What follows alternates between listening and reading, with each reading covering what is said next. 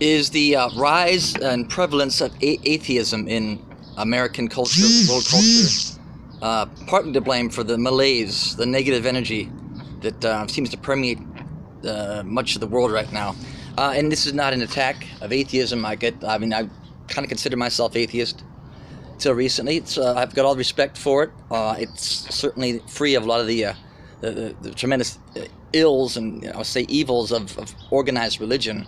It's not an oppressive thing, and you're free to just think whatever you want about life and God. I don't think God has a problem with that. You're not bad. That's nonsense. And that was one of the main reasons I left Christianity and religion. That was the fatal flaw with it. Not that I didn't love Jesus and a lot of the message, but it was the idea that the church preached that you have to believe this story, in spite of what all your senses and evidence, common sense tells you.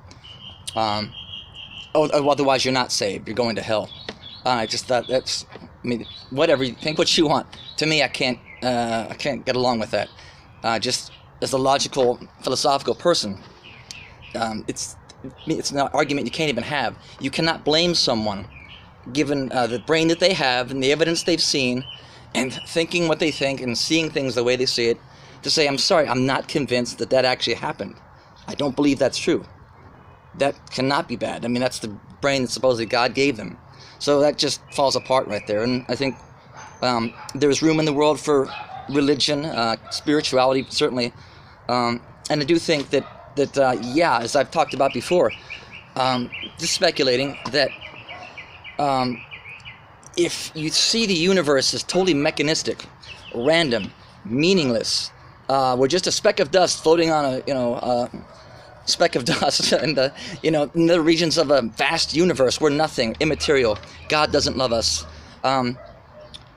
then there's every reason with that outlook to be pessimistic about the future, not feel connected.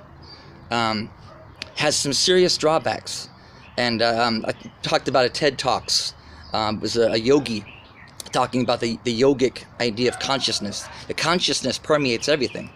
And guys, scientists that you are, thinkers that you are, go investigate quantum physics, for God's sake. I've got some really intelligent friends that they're adamant there's no God. And I get it. Science over the centuries has been peeling back, removing God's fingerprints. The explanations we had for things that relied on God, science now says, now we understand that process. There's no need for God. God is dead. And I bought into that too.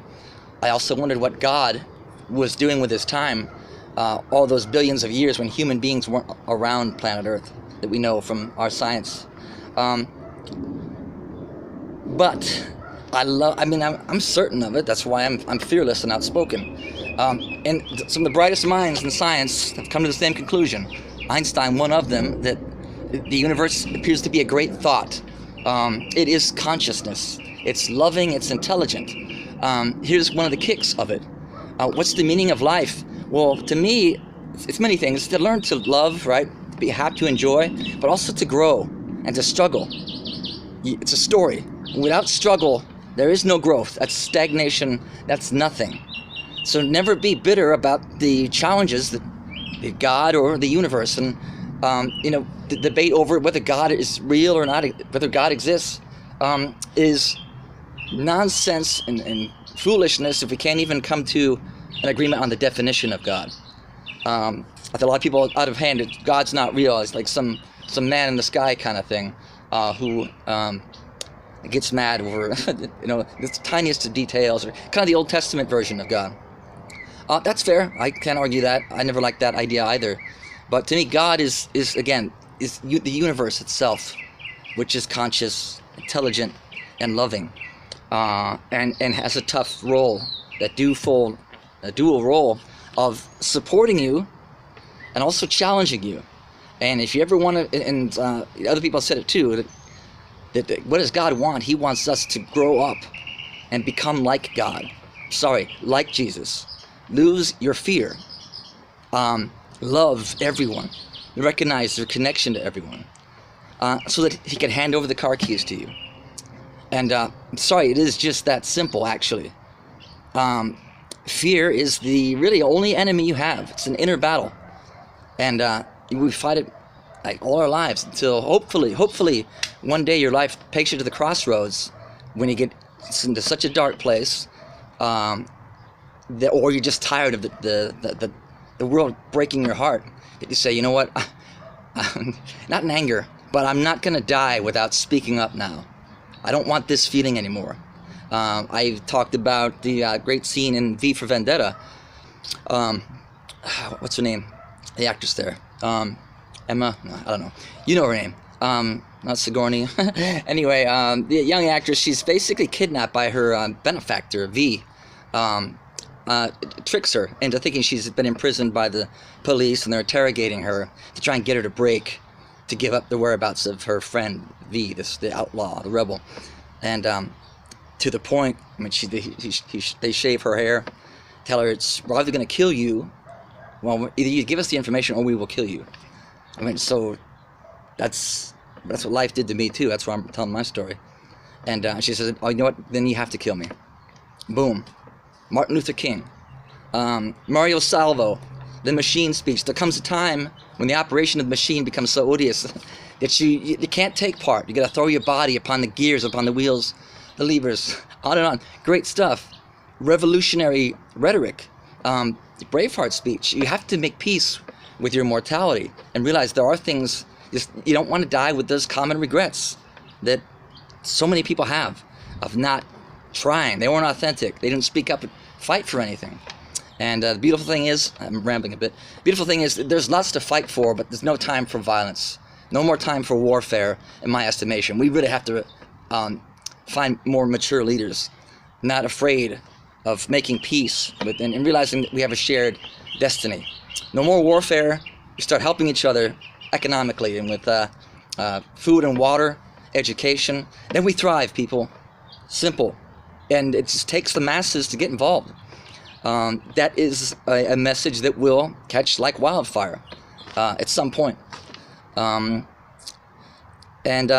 So again, one of my initiatives too, my ideas, I think there's room in this world for, call it a new kind of religion, but really it's more like Buddhism, and that's a philosophy. To me, I don't really want churches or priests. No dogma. You have to think anything. But religion here is the fellowship of people coming together to recognize and celebrate their unity in their life, to congregate, to have fun, to talk about these things. A religion that is open to science and what science is telling us. Because I think in the not too distant future that science and religion will come together with this unified theory. And I talked about how science is constantly removing any reason for there to be a God. You can't prove God's existence. Actually, you can, but that's the joke. You have to look at all these different endeavors. Quantum physics, understand Einstein's points about the passing of time, space-time, how it works, how the future, our concept of now, what we perceive is not what the actual reality is. Understanding electromagnetism, I think, is key. Understanding what Nikola Tesla told us. Understanding things are energy. I mean, they're energy and matter, but energy is the underlying truth of it. We don't see the energy, really. We see the matter, which is mostly empty space. That is the hologram, the projection. It's real. Everything is real, so don't freak out about that. But that's not all that you are.